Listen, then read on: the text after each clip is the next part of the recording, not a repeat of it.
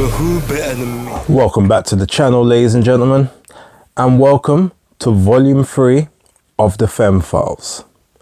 Now, since Ebony Bridges did what most people thought was going to be the unthinkable and win the IBF Bantamweight Championship, and you've got Shannon Courtney trying to reclaim the belt she lost to Jamie Mitchell, which was the WBA, is it a super belt?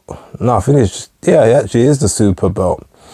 So I thought, why not do a bantamweight version of the Femme Files, just to talk about some of the likely opponents that one or both of those ladies could end up facing in the future. So I've got 3 names for you. However, before I do go into that, I do want to give a special mention to one of my favorite female fighters on Twitter. It's probably the best way I can describe it. Hasn't been in the ring for a little while. I believe has been suffering with a little knee injury. But that lady, for me, is none other than Salem Umina. Now, if anyone who actually follows her on Twitter, you'll probably know that she has got quite a good track record when it comes to predicting who's going to win a fight. It's actually quite uncanny because for the most part, I don't think she's seen half of these people fight. But she always seems to be right on her prediction. So I've got to give her a shout out to that. Now, if you haven't seen her, she is currently 12-2-1. Her first 12 fights were all wins. She got 2 knockouts within those first 12, sorry. But her last 3 fights have not gone her way, unfortunately. She lost the very first fight to Marlene Esparza, who most people would probably know for getting beat by Senicia Estrada. She does want that rematch, but chances are probably won't get it at any weight that she can make comfortably. After that fight, she ended up, I believe Marlene was supposed to then fight Naoka Fujioka, but for some reason I think she probably got injured, and Sulem ended up jumping in on that fight as well, and she actually did very, very well in that fight, and for me was winning a lot of the early exchanges in that fight.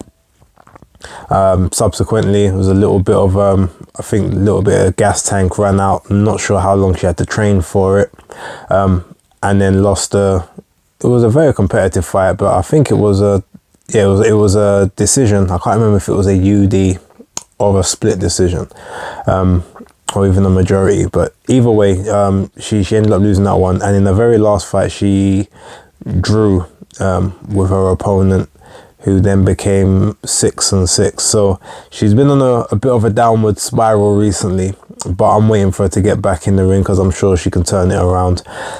Very quickly, sort of about her style.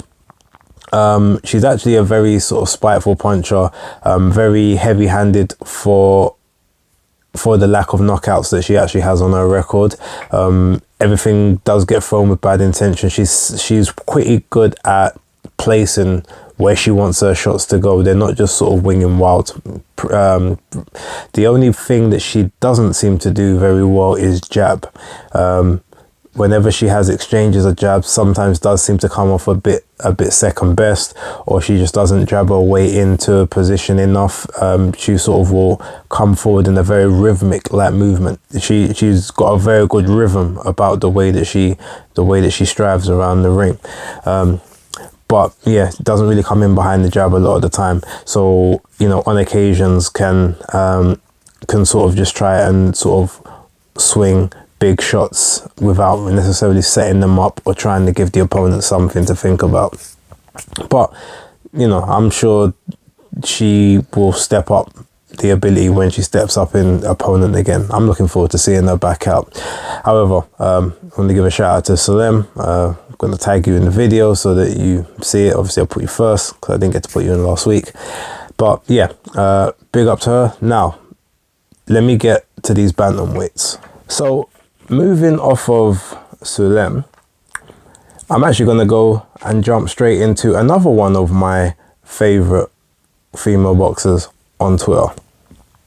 And she goes by the name of Melissa Odessa Parker.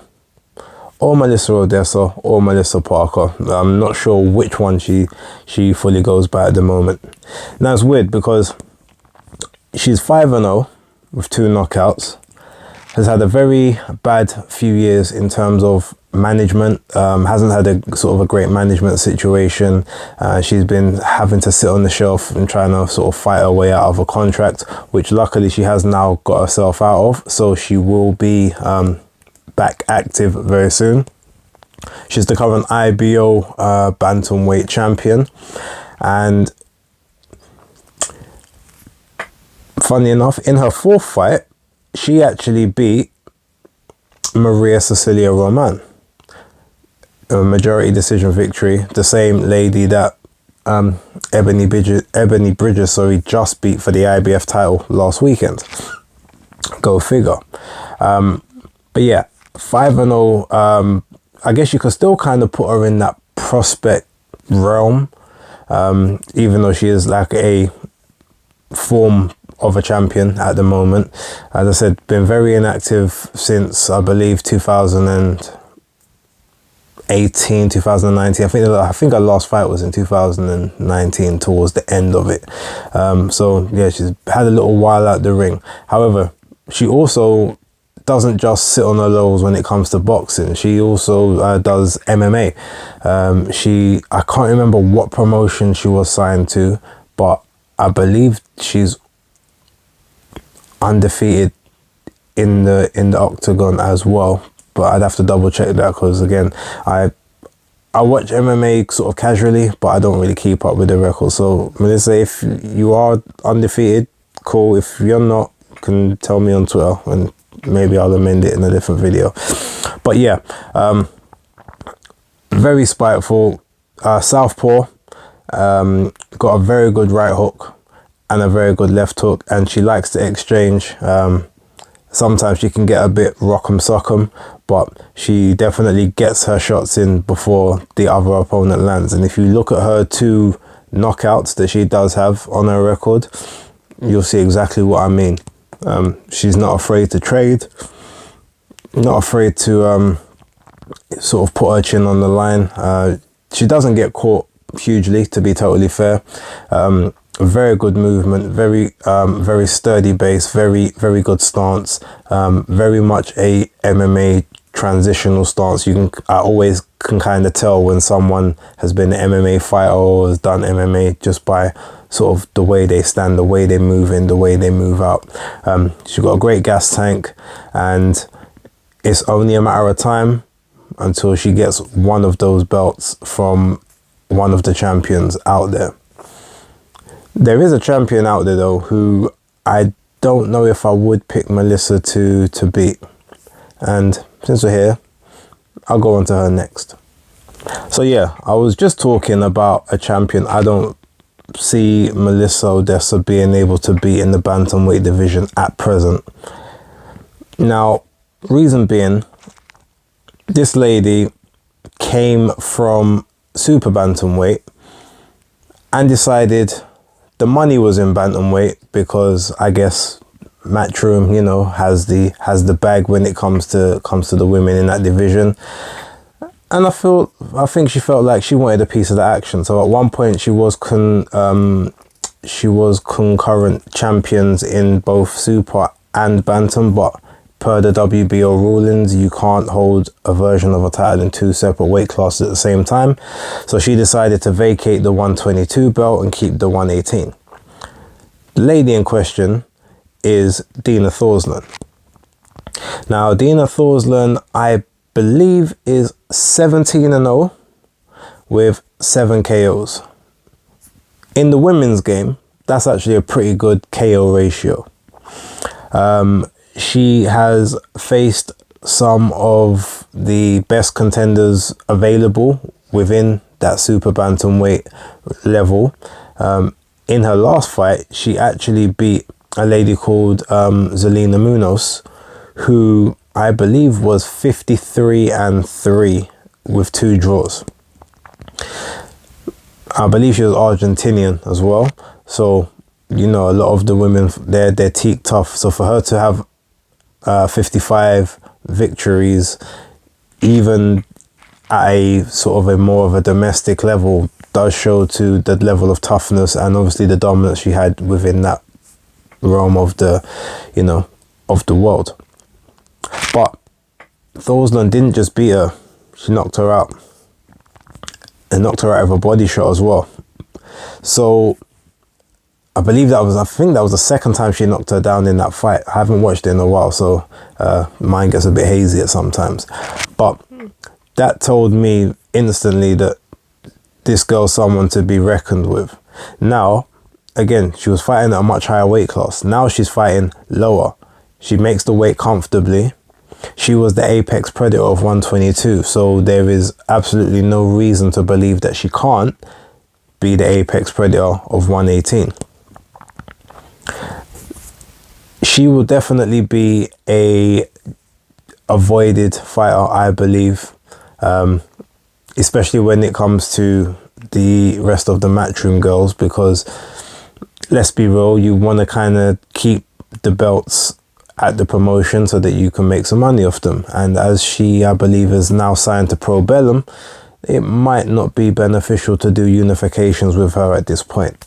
But Dina Thorsland is definitely a very, very solid, very world level fighter in and around sort of the 118 to 126 category. And pretty much I believe she could hold her own with any of the girls in and around those weight classes. If you haven't seen her, go check her out for yourself. I don't want to oversell her to you, but I think you'll like what you see.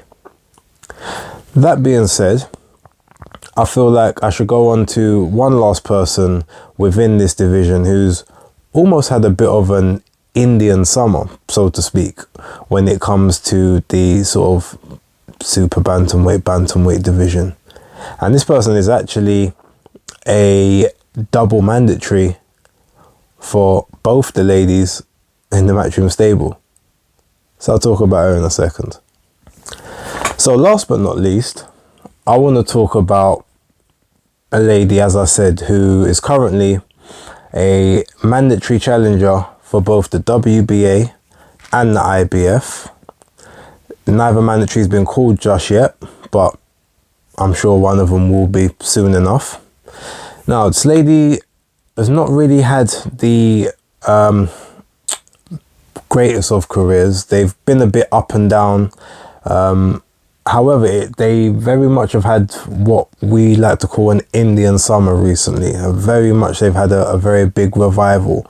And you could almost give them the nickname the prospect killer, because there's been several highly touted prospects from sort of the Australian region that have fell to the hands of the one and only shotgun Shannon O'Connell. Yeah, Shannon O'Connell. Funny that she also has some kind of vendetta with Ebony Bridges. Clearly, Ebony Bridges has a lot of beef with Shanies. But that being said, so shotgun Shannon O'Connell, she sports a professional record of 22-6-1, I believe it is. I think she's got one draw in there. Of the 6 defeats, she has been stopped twice, and I believe that she's got 6 knockouts on her record. So, funny enough, she's actually fought as high as super featherweight before, so like 130, which is the same weight that, as we know, the bomb Alicia Baumgardner is currently fighting at. So yeah, she's been up and down the rates. Now, I've not tracked her entire career, but I do know she started a professional career in 2011. So she's currently an 11-year veteran within the game. She's probably lost to some people that maybe she shouldn't have. Obviously hasn't got to that final level as of yet. She did actually get beat by Hyun-Mi Choi back in 2013, I believe it was. This is before Hyun-Mi Choi became a champion, of course, but that I guess put her in good stead, and that was at featherweight.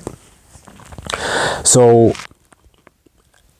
in the last 3 to 4 years, I'd say, she's actually, as I said, has become a bit of a prospect killer within sort of the states of Australia. I guess promoters will, you know, take their up and comer and say put her against her, and if they win, then they're ready, and if they don't, then maybe we haven't got the one we thought we had. Well, that could probably be applied to all of them, because as of right now, in terms of the prospects, from what I can remember, and again, I don't live on that side of the world, so I could be totally wrong on this, but I think she's like 4-0. I think the first one she beat was Kylie Fulmer, who was 7-0 when she fought her. Gave her first loss. Subsequently, I think Kylie lost another fight after that, so she's now sporting a record of 7-2. There's another fight in there who I can't remember off the top of my head right now in that whole run. But then the third fight, she actually put a L on the record of Sugar Neek's Shanika Johnson, who will come up in another episode of the Femme Files, because she's also a very good, exciting prospect who I think is going to do a lot. Her last victory that she had was against a fighter called Taylor Robinson, another up-and-coming prospect who very sort of brashly challenged Shannon with her team, sort of, I guess, believing that they had the skills to beat her at that point. But Shannon again rose to the occasion, used her experience, pretty much dominated the fight, although Taylor Robinson did manage to kind of keep herself competitive and safe. Like, she didn't take any huge damage in that fight, and I think she learned an awful lot from it. Now, in terms of her style, as you say, shotgun. So she's very, she kind of has very sort of a blunt force type style. It's literally about, you know, sort of high impact. She almost stalks a lot of her opponents. Like, she'll walk them down, walk them into alleyways they can't get out of. You know, she does like to rip to the body a little bit. She definitely swings heavy lever up top. And in her current form, as I said, the Indian summer she's having, and at the age of 39, if the legs don't fail her, she could be a very credible threat to the ladies of the division in the bantamweight era right now. As I said, we've got Jamie Mitchell, who obviously Shannon Courtney wants a rematch with.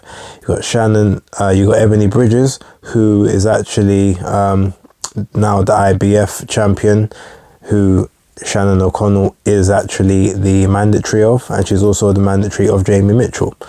I believe she is calling for the Bridges fight. Now, that might be because she thinks Bridges is the easier task of the two, or it could be the fact that because Ebony Bridges is also Australian, it might end up being a very big fight over there if she can make it happen. So maybe it makes more sense for her financially to target Ebony. Plus, she's also said in the past that she doesn't feel like Ebony was that good or was genuine, and she was definitely a fake it till you make it type character. Although she has recently given her more props, say she's actually developed a very good jab, and she's improved a lot since her earlier days, which she has.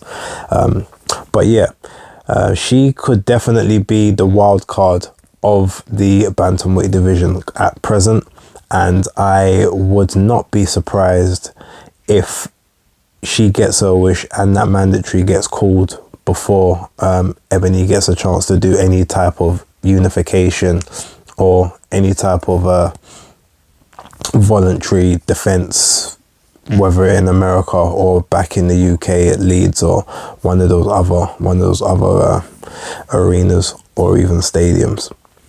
But yeah, that's who I've picked for episode volume 3 of the Femme Files, whichever way you want to say it. I hope you've got a little bit of insight into some of these people. I hope you do actually, check out a YouTube, a Google, because they're definitely worth looking at. So again, want to big up Solem Rubina, one of my favorites on Twitter. Also Melissa Odessa Parker, another one of my favorites, and you'll definitely like her fights that you've seen thus far, including the MMA ones. Like, she's a real one. Previously from Brooklyn, I think now lives in Texas, but yeah, you can't take that Brooklyn out of people. Then Dina Thorsland from Denmark. I think she's about 28 right now. So she's the youngest of all the people I've mentioned, but she's definitely probably seen as the apex predator of that sort of division at this particular time. Although maybe Melissa might argue that once she's had a fight or two, got the ring rust off. And then last but not least, shotgun Shannon O'Connell. As I said, 39 at the moment, but seems to be having a very deep Indian summer, and she is looking for that IBF title from Bridges, and who knows, she might end up looking to get that matchroom payday as well and end up in that sort of mix with the other champions. But yeah, thank you very much for watching. I do hope you enjoyed the video. Any comments below, please let me know if I've misquoted anything. Also let me know if you're about the women as well. But for right now, that's the end of volume 3. Thanks for watching. See you later.